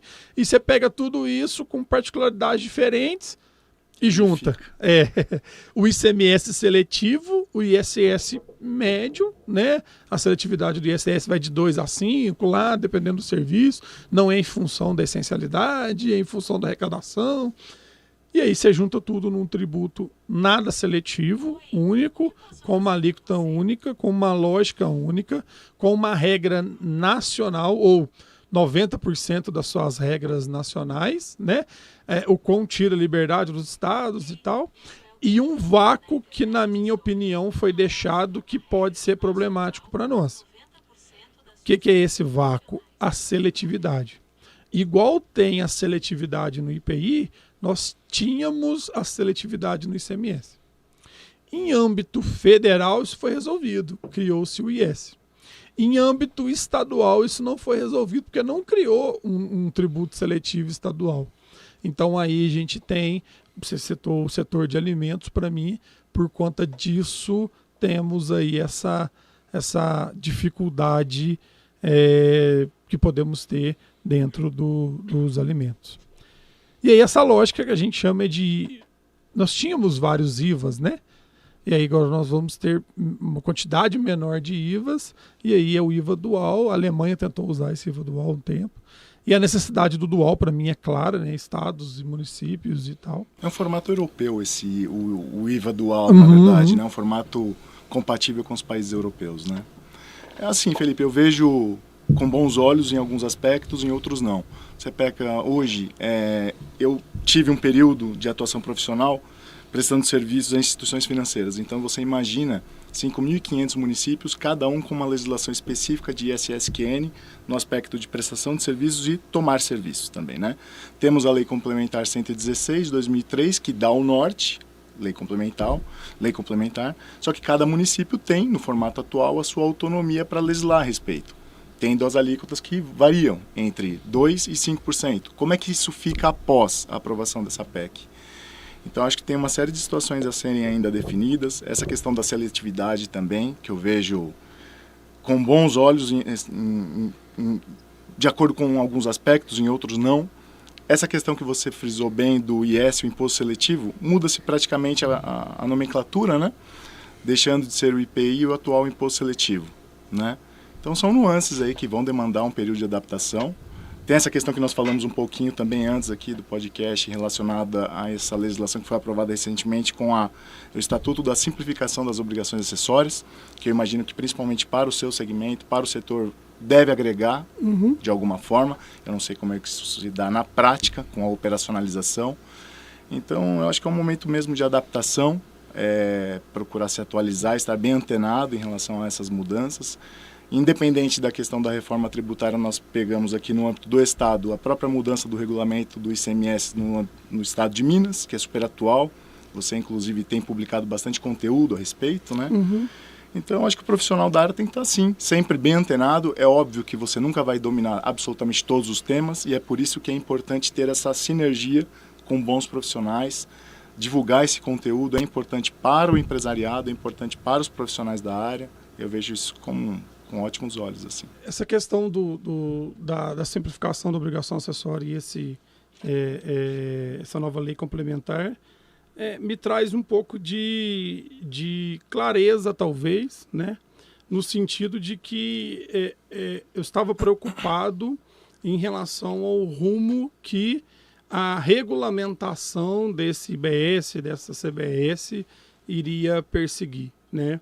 Porque eu falo muito isso, que o governo ele terceiriza para o fisco muita coisa que talvez seria uma função dele, como a função de partilhar o ICMS entre os estados, a função de pegar parte do ICMS e mandar para o município. Algumas coisas são terceirizadas através das obrigações acessórias para o contribuinte. E aí você vê uma lei complementar dessa, ou seja, o Congresso empurrando o Executivo, você agora tem uma obrigação institucional, né, por lei complementar, de desburocratizar, de simplificar a obrigação acessória. Então você vê o Congresso apertando o Executivo, falando, a partir de agora, não tem nada a ver com a reforma tributária, não linka uma coisa na outra, mas o momento é o mesmo, né? Sim. Então, a partir de agora, você tem a obrigação de puxar para você o que é seu e deixar o contribuinte desonerado desse tipo de dificuldade. Então, eu vejo um início de um movimento nesse caminho que totalmente combina com o movimento da reforma tributária, né? E isso, repito, me traz um certo até afago, né? E felicidade, né? De que acreditar que realmente a gente vai ter uma desburocratização. Como a gente contextualizou um pouco antes, eu acho que a desburocratização ela deve e vai acontecer, mas ela tem limite, né? O limite é a necessidade extrema, talvez, de uma burocracia, que foi aí o que a gente discutiu de evolução tributária e tal. Mas eu fico animado com vendo uma coisa dessa. Eu queria também ter a sua opinião, até por conta desse viés fiscal, contábil. Você acha que é compatível uma comparação entre esse novo Conselho Federativo que vai gerir toda a arrecadação do IBS, no caso, ICMS, Estado e ISS-QN? Você acha que há compatibilidade do formato do atual do Comitê Gestor das empresas optantes do Simples Nacional? Eu acho que é igual. A ideia é a mesma, não é? Eu acho que a ideia é a mesma. A ideia é a mesma. A ideia é a mesma. O comitê lá do Simples, ele foi muito mais atuante no início, porque era necessário. Simples era uma coisa nova, precisava ser regulamentada. Ele chegou atropelando tudo, atropelou o PIS/COFINS, atropelou o IPI, veio de cima para baixo impondo ordens. Então, precisava regulamentar muita coisa, como emitir uma nota, o que destacar, o que não destacar e por aí vai. Então, no início, ele teve um trabalho bem árduo, né? Aí, para mim, também tá um pouco nebuloso ainda na reforma. Quais são as responsabilidades desse Conselho Federativo, né? Se é só financeiro, se é só arrecadar e dividir, ou se é fiscalizador, se é obrigação acessória, e a gente ainda não sabe isso. Se ele for um conselho que é responsável por controlar e gerir obrigações acessórias e arrecadação, para mim ele é uma mistura do Conselho Gestor com o CONFAS. Perfeito. Entendeu? Sim. Aí sim. Não, ele vai ser, o CONFAS vai continuar existindo e ele vai ser só arrecadatório. Aí eu já não sei até onde isso vai caminhar, sabe? Vai demandar bastante adaptação, a exemplo do que foi o E-Social. Foi uma loucura no começo para vocês, nessa questão da implementação do E-Social. Mas eu acho que com o passar dos meses, enfim, a cada ano os profissionais eles vão ali se moldando, se adaptando, mas tem muita dúvida, né? Exatamente por isso que eu te fiz essa pergunta também, porque eu acho que é bem compatível, pelo menos de acordo com o contexto atual. Agora, se isso vai se solidificar com uma eventual aprovação dessa PEC, ainda não se sabe, né? Pois é. Então, o que eu acho que o nosso trabalho de acompanhamento, de representatividade em relação às casas do Congresso, ele está só começando. Verdade. Ele vai começar com a PEC, depois vai vir as leis complementares, vão vir as leis ordinárias, vão vir a regulamentação disso. Em cada dispositivo que vem, a gente tem que discutir. E eu acho que a gente precisa de concentração. Eu estou vendo muita gente, muita matéria falando de tributar lucro acumulado, tributar dividendo, que o imposto de renda... Não é hora de discutir. A reforma do imposto de renda ainda vai vir. Exato. Nem começou. Nem se discutiu uma proposta de... Entendeu? Vamos resolver essa agora. Vamos resolver o consumo, vamos ajustar, porque senão eu vou gastar energia discutindo imposto de renda e vou deixar de discutir IBS. Exato. E aí eu vou deixar de pressionar o Congresso para regulamentar o IBS de uma forma que seria a melhor forma possível, ou a forma de... Acho que não existe melhor ou pior, existe a forma mais representada, não é isso? Perfeito. Então a gente agora tem que ter mais representatividade e eu peço foco nesse sentido, né? Vamos focar agora no A, no B, no C, para depois ir no D. Sim. Se eu começar a discutir o D e deixar o A sem discutir, eu não vou ter... São temas da mesma complexidade, inclusive, né? Pois é. Então assim, estão começando a atropelar, né? E isso me preocupa. Eu sei que vai vir, logo após essa reforma, alterações no Simples. Tem que ter alterações no Simples. Dentro do Simples tem PIS, COFINS, ICMS, ISS. Tem que ter IBS, CBS. O que vai alterar? Sei que vai ser aproveitado uma discussão de lei complementar para alterar o Simples, para aproveitar, vai aumentar o limite, não vai? Tudo isso, eu sei que isso vai ser discutido. Logo depois, nós vamos ter discussões, né, de regulamentação desses tributos. Então, essa questão dos impostos diretos aplicáveis sobre renda e patrimônio é um bloco seguinte. Isso. Esse é o ponto. E esse sobre renda, o sobre renda vai ser um negócio no Congresso massivo. Sobre patrimônio, que a gente tem TCD e tem PVA, né? Esses acho que já passou um pouco nessa PEC, que vai ser uma discussão estadual. Sim. Se o Estado vai querer a progressividade do TCMD, vai ter que legislar. Eu acho que vai ter umas discussões mais... Tem uma lacuna ali já relacionada a TCMD. Já, Então, assim, eu acho que nós temos muito... Concluindo a minha fala, nós temos muito trabalho ainda pela frente, Sim. muito acompanhamento a ser feito e muita coisa para discutir. Antes de iniciar a reforma do imposto de renda, entendeu? Eu acho que nós temos que ir com cuidado, né? Com cautela. Ó, vamos discutir primeiro esse, vamos resolver primeiro esse. Acho que o posicionamento do governo em já querer empurrar a reforma do imposto de renda pode atrapalhar essas discussões do restante, né? Ou pode, é só 2026, então vamos deixar a lei complementar para a última hora. Aí chega para a última hora, aprova uma semana e se não se discute o que foi escrito. Então, assim, eu entendo que o governo acabou de ter uma derrota lá nos casos da subvenção, a arrecadação dele caiu, vai cair se ele não se mexer. Eu entendo o desespero do governo nesse sentido, mas... eu não estou vendo com bons olhos esse atropelamento, né? Vinha essa reforma do imposto de renda discutir isso agora, sendo que nem regulamentou-se a primeira reforma. E as teses, né? Hoje a gente tem é um mercado já, né, cara? É um nicho de trabalho, já virou produtos, né, de serviços, já virou uma série de efeito em cadeia, né? Que eu falo isso para todos os meus clientes. O que a complexidade tributária atual traz para nós de bom? Brechas, né? Caminhos, né? Contestações, né? E aí é nessas brechas que a gente tenta realizar planejamento tributário, tenta identificar um ilícito tributário, porque se é complexo, a chance de eu errar é alta, né? Exato.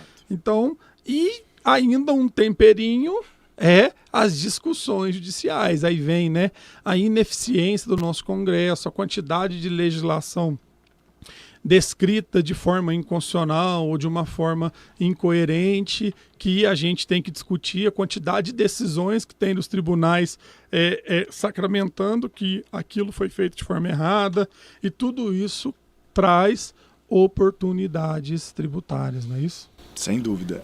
Eu vou logo na sequência passar para o Dr. Robson também a palavra, mas só fazendo uma breve introdução. O que são as teses? Tese no tributário é sinônimo de argumento.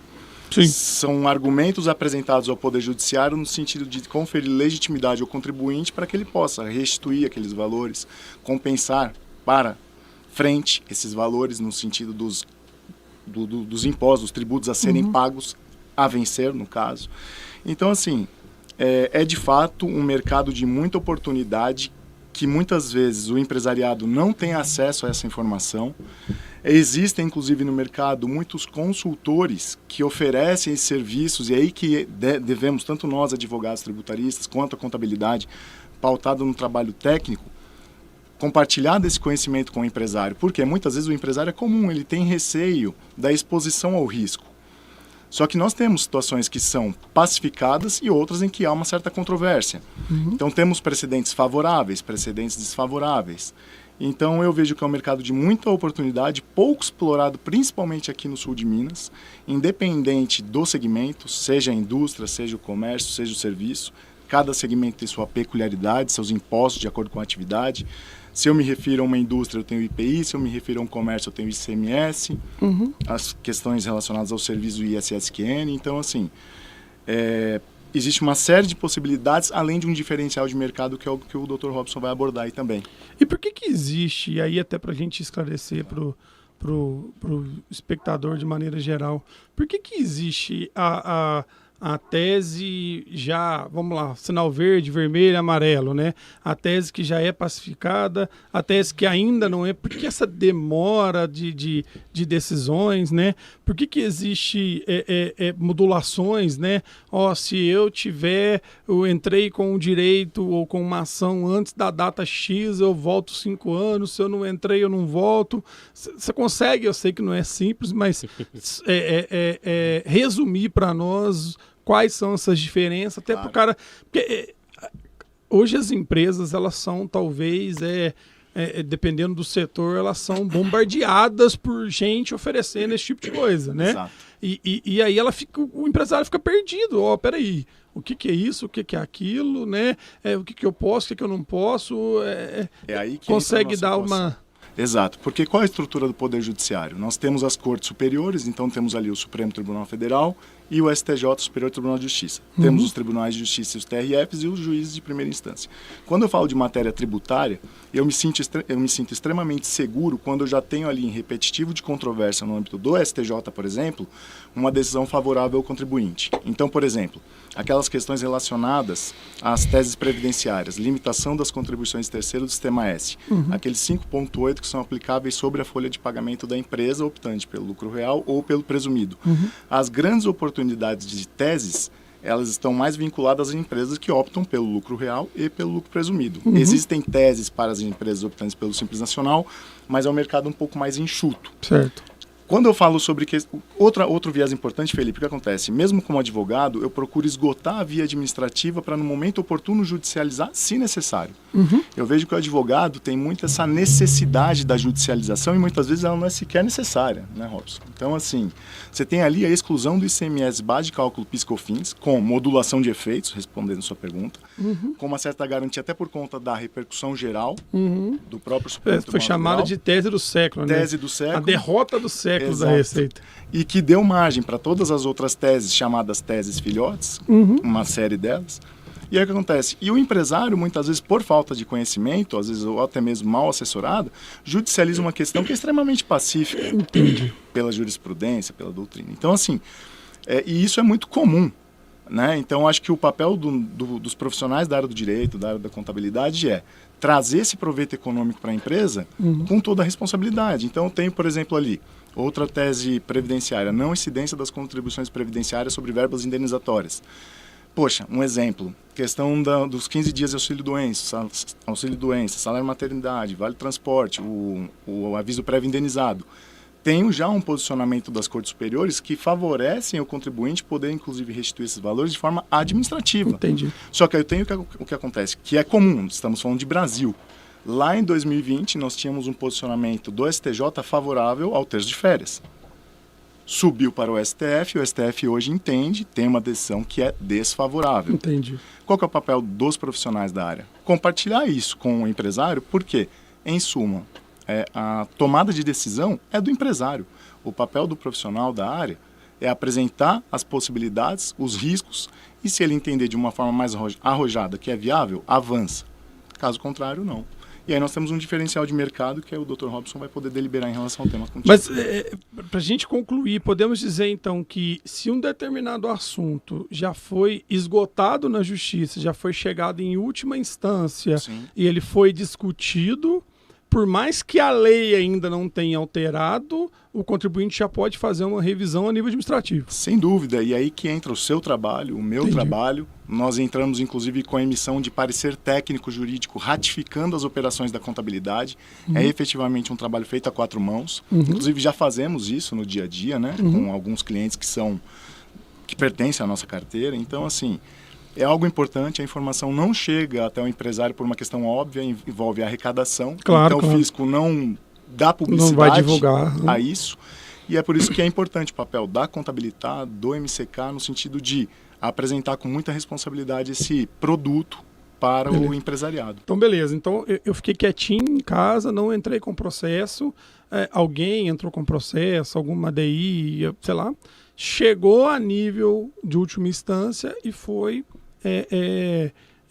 decretado que aquilo estava errado. Então, eu paguei um tributo que, no fim das contas, o STF falou que eu não devia ter pago. Certo? Sim. Beleza. Podemos discutir depois por que não mudou a lei, uma série de coisas, mas eu acho que não vem o viés.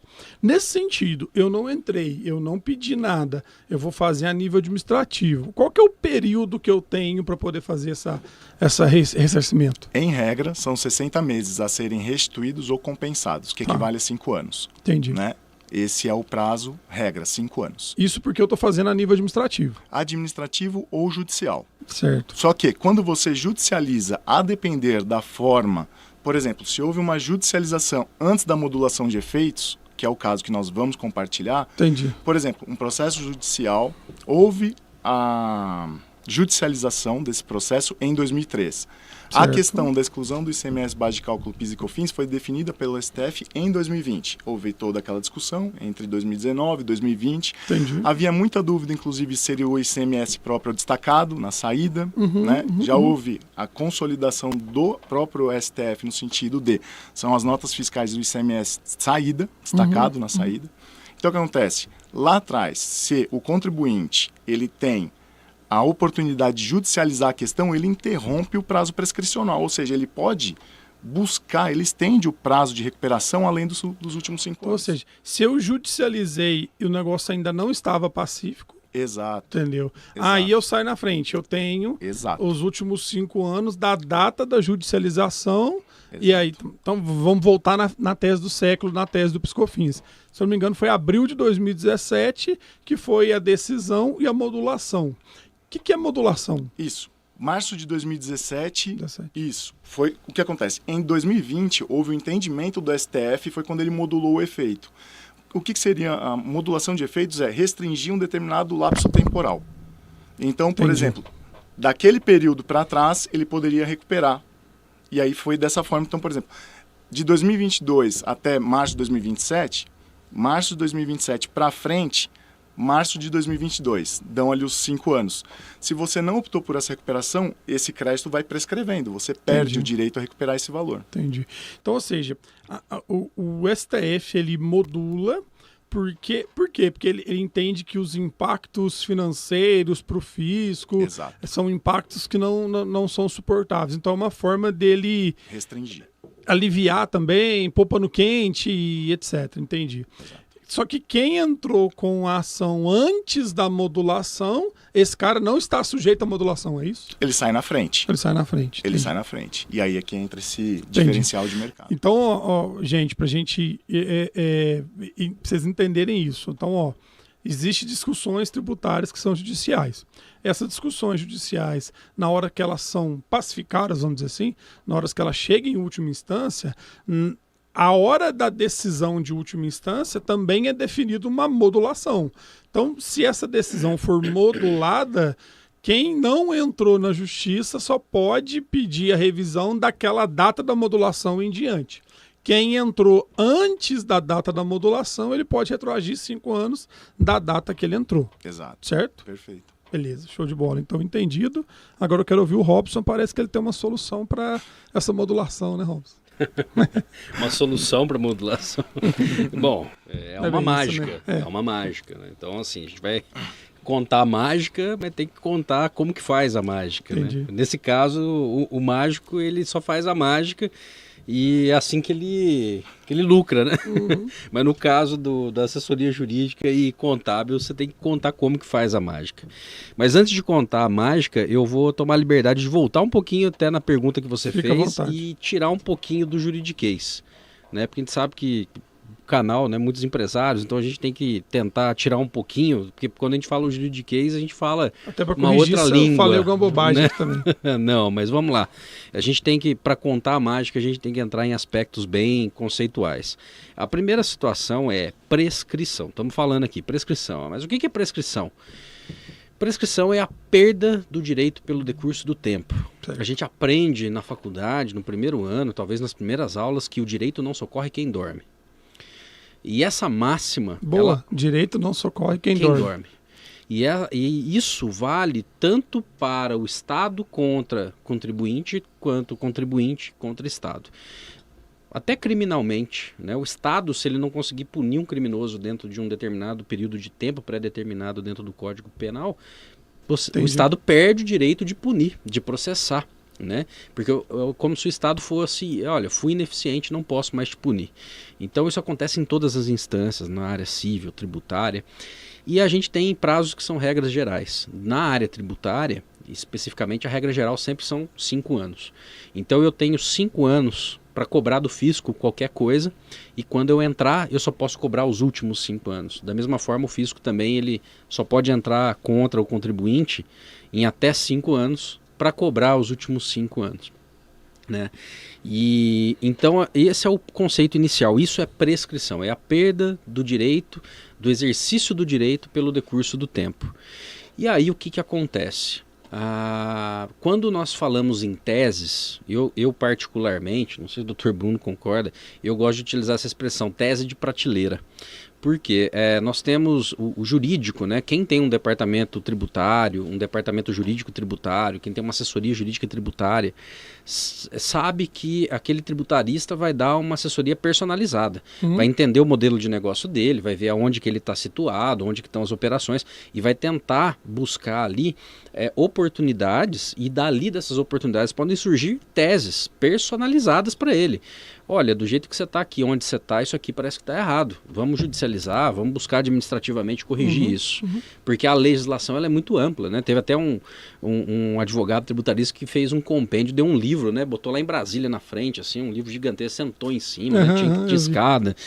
Saiu no Guinness Book, Saiu né? no Guinness Book, tamanha a complexidade da legislação, porque nós temos a nível estadual, municipal, federal. Então, desses contornos podem surgir teses personalizadas, e isso é o trabalho da assessoria jurídica, é o que o MCK faz e que as outras assessorias deveriam fazer. No entanto, nós temos teses de prateleira. Teses de prateleira são aquelas teses que elas funcionam praticamente para qualquer empresa. Entendi. Né?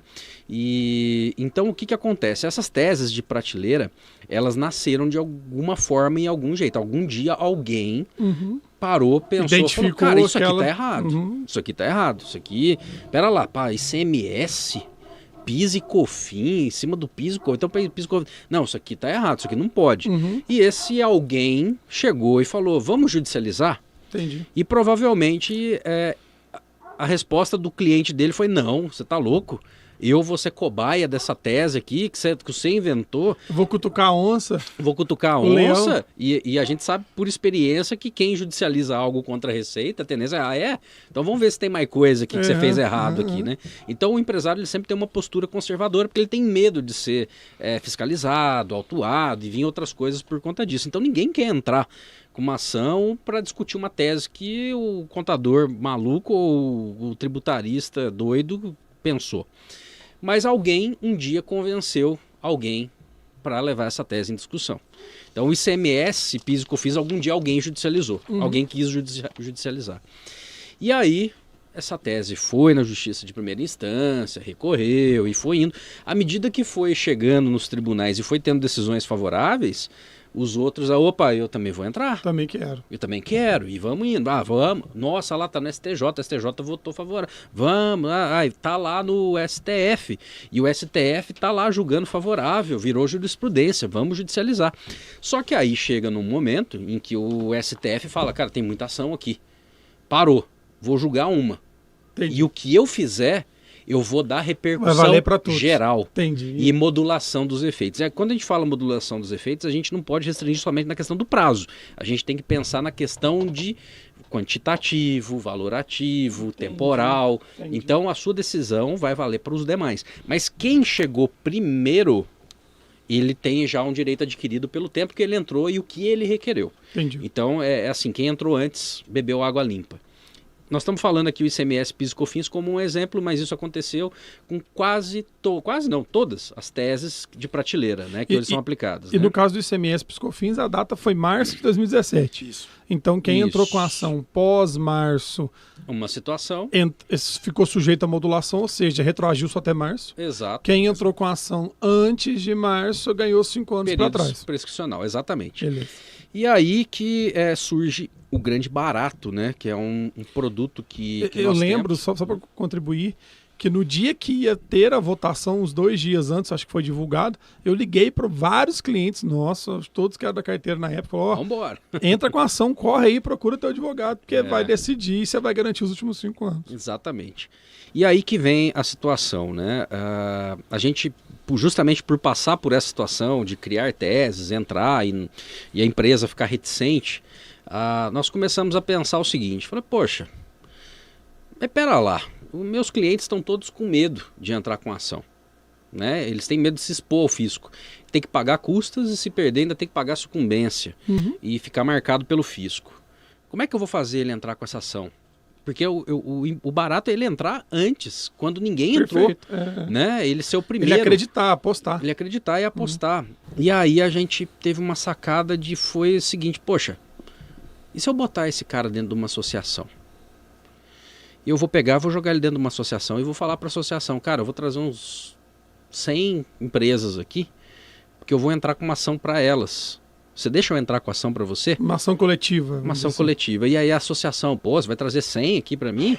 Não, bora, pode entrar e eu dou procuração para você, você entra com a ação para mim. E aí a gente começou a colocar as empresas dentro das associações e começou a entrar com ação pela associação. Entendi. Porque aí acontece um instituto jurídico que se chama substituição processual. Substituto processual. A associação é quem é o polo ativo do processo. Não é mais a empresa. Então a empresa não vai ter seu CNPJ exposto para o fisco. Quem vai estar litigando vai ser a associação. E por que eu me associo a qualquer associação? Benefício, óbvio, né? Exato, toda empresa associada tem um convênio, tem representatividade, palestras, tem... enfim, beleza, entendi. Né? Esse é um dos benefícios dessa ação. Os benefícios são as ações Você trouxe judiciais. um benefício a mais para a associação que fez com que ela tenha mais associados. Perfeito. Entendi. E aí o que acontece, né? A partir do momento que eu jogo ele ali, eu blindei ele. Então o empresário ficou encorajado. Pô, beleza, Entendi. não vou aparecer pro fisco, então vamos entrar. Só que aí ele tem outro benefício, que é a isenção de custas. Que por Entendi. força de lei, a associação, sem fins isenta de lucrativos, ela não paga custas. E se ela não paga custas, ela não paga sucumbência. Entendi. Então você matou ali uma tríade. O cara, ele não se expõe e ele não paga. Tem Então, custo. qual Os que é dois medos que ele tem de entrar com a ação. Qual que é o isso. risco dele? Zero. O risco é ele ganhar. Né? Sair do 0 a 0 ele não vai perder, ele não vai ter prejuízo. Só que aí a gente mira numa coisa e acerta a outra. Porque se eu não vou expor meu cliente, se ele não vai pagar custas, se ele não paga sucumbência, o risco dele é zero, a hora que eu escutar uma movimentação no meio contábil ou no meio jurídico da possibilidade de uma discussão sobre uma tese, eu entro com a ação. Tá. Eu vou entrar com a ação. Vocês estão falando, eu entrei. Você garante para a associação a não modulação. E exatamente, o que eu vou fazer? Entendi. Eu travei o prazo prescricional. Então, para exemplificar, né, já que nós estamos falando do ICMS, o ICMS PIS/COFINS nós entramos em 2008. Entendi. Para várias associações, porque é lógico, não adianta eu pegar um hospital e botar ele numa associação de indústria. Entendi. A Receita, a hora que eu for fazer a compensação, mas pera lá, o que é isso? Não tem... Para você abarcar uma quantidade maior de clientes, você pegou Então, várias associações diferentes. que abarcam o maior número de possíveis de clientes. Entendi. E aí, né, o mais heterogêneo possível, e aí a gente, né, judicializou. E aí o que acontece? A partir desse momento, significa que qualquer empresa que eu pegar hoje, eu já fiz ICMS, PIS e COFINS.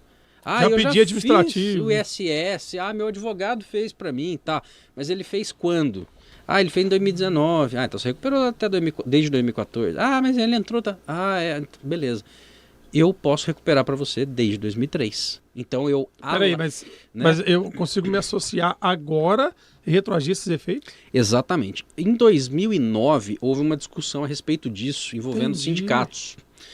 E aí a ministra Carmen Lúcia era relatora de um processo e ela disse o seguinte, a ementa, né, do acórdão dela, né, no STF, foi no sentido de que qualquer associação ou sindicato, qualquer associado ou sindicalizado, ao entrar, pessoa jurídica, tá? Ao entrar na categoria, entrar para a entidade, ela pode usufruir todos os seus benefícios, inclusive os decorrentes de ação judicial. Então, o que acontece? Hoje, quando você vai fazer uma compensação, por exemplo, da parte fiscal, que você entra lá no ECAC, você habilita o crédito que você calculou e você vai mencionar, mas qual é a origem, né? Porque o ECAC ele pede qual que é a origem. Então, você vai mencionar o processo que está dando origem e vai juntar a sua carta de associação. Comprovando que você é associado. E você pode associar depois, porque a interpretação é, cara, ele não entrou só para descontar o processo. Ele entrou porque ele quer todos os benefícios daquela associação. Tem e ele pode usar. Plano de saúde, e o judicial ele pode usar também. Então, enquanto você estiver compensando, você então, sendo essas associado, ações virou um né? produto da associação para a associação poder agregar associados, basicamente. Isso virou uma prática, né? Para nós virou uma prática. Mas a grande situação é a seguinte, qualquer tese de qualquer advogado, de qualquer contabilidade, a gente sempre vai travar. A estratégia nossa é essa. Só que nós temos nos últimos tempos, talvez nos últimos 15 anos, várias teses que têm um volume financeiro muito grande, como é o ICMS, da base do cálculo PIS e COFINS, mas nós temos também PIS e COFINS, insumos, o alargamento de insumos. Tem gente que falou assim, mas eu entrei com isso. Pois é, mas você não tem um alargamento. E nós temos ação. A questão, por exemplo, do Sistema S. Cara, retroagiu, transitado em julgado desde 2014. Né? A maioria das ações propostas por volta de 2010. Então, as principais teses dos últimos 10, 15 anos, nós já temos judicializado. Aí o cara vai falar, mas eu tenho processo. Fala, cara, desiste do processo, entra comigo administrativo, porque eu já ganhei. Eu vou nada disso que nós estamos falando aqui é para entrar na justiça. Tudo que nós estamos falando aqui a ação já existiu, já ganhou. Eu vou dar um exemplo prático. Nós pegamos um cliente nosso que nós entramos com... Ele só teve a coragem de realmente enfrentar a questão judicialmente em 2019. É um hospital. Nós entramos para ele em 2019 com o ICMS, PIS e COFINS, recuperamos 1,5 milhão para eles, né? Perto de 1,5 milhão. O que aconteceu? A limitação nossa como escritório, ou como qualquer assessoria jurídica, pode ser o maior escritório do Brasil, maior assessoria contábil, maior contabilidade, ele só iria conseguir retroagir os últimos 5 anos. Do cálculo deu 1,5 milhão. Aí a gente pegou e falou, cara, mas a gente tem uma ação coletiva, você quer tentar? Vamos lá, eu ponho você? Cara, deu mais 4,5 milhões. Olha. Então você vê o alargamento você alarga o tempo, do tempo e quanto que você pode. Aí você estende o direito do contribuinte, você pega o direito que a associação ganhou para os seus associados, estende ao contribuinte. Por isso que você falou que mirou numa coisa e acertou na outra, porque, assim, não tinha como ter essa ideia na época, porque entrou com a ação na época, não sabia se ia ganhar. Mas, e também parece que foi 2009 que você falou que teve a decisão depois, né? Isso. Então, assim, é bem legal. Virou bem um produto e não isso. adianta, você pode falar assim, já fiz ICMS, PIS, COFINS, já fiz. Você fez. Você não tem o tempo que nós temos. Então, você pode continuar com o seu advogado, pode continuar com a assessoria tributária, pode continuar com a tua contabilidade, não tem problema nenhum. O nosso time de contadores e os nossos parceiros, o que eles vão fazer? Eles vão puxar os dados do ECAC, vão cruzar os seus SPEDs com as nossas teses e apresentar um cálculo baseado no alargamento que nós temos. Entendi. Então, é uma chance de capitalização muito grande para as empresas. E aí, então, a homologação desse crédito, ele se dá como se o contribuinte tivesse entrado com uma ação e ganhado. Perfeito. Então eu vou pegar a decisão, a sentença, vou levar na Receita, vou homologar o crédito, a Receita vai me responder, falar, pode compensar, tá aqui o número do crédito, e aí eu faço as decompras e compenso. Exato. E aí entra uma coisa aqui, né? A gente já conversou muito sobre isso, você sabe muito bem da validade desse projeto, né, de como ele tem sustentabilidade, mas para você ter uma ideia, a gente tem um atestado de competência técnica que é pedido, solicitado para as empresas depois da operação, e já foi feito isso para Volkswagen, Petrobras, para Ambev e várias empresas. E eu guardo muito na página 49, para quem que foi feito esse trabalho? Associação dos Auditores da Receita Federal.